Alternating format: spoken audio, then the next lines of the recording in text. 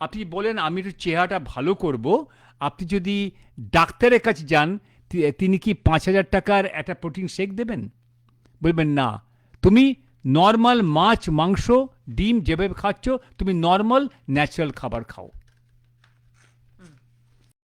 তো বন্ধুরা, যদি প্রোটিন শেক খেলেই দেখুন, একটা কথা বলি, আমি with giving you all due respect to everybody, যারা খাচ্ছেন তাদের আমি কোনো রকমভাবে মানে ডিসকারেজ করব না।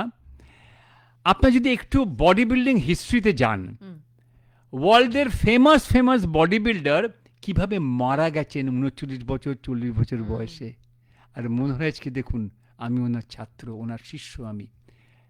91 বছরে আমার সামনে উনি শো করেছেন, 104 বছর বয়স অবধি বহাল তবিতে ছিলেন। কি পান্তা ভাত, মাছ, শাক আর ডাল সিদ্ধকে নিজের চোখে দেখা। আর রিনাউন্ড বডি বিল্ডার ওয়ার্ল্ডের আমি নাম করব না, আপনি দেখুন কিভাবে অসুস্থ হয়ে পড়েছেন, কিভাবে তারা পঙ্গু হয়ে যাচ্ছেন। আমি চেহারাটা করব আমার শেষ দিন অবধি এক্সারসাইজ করার জন্যে, আমি চেহারাটা করব 10 বছরের জন্য নয়। একটা কথা আছে, রাত গেই বাদ গেই, কাল হো না হো, এনজয় ইয়োর লাইফ।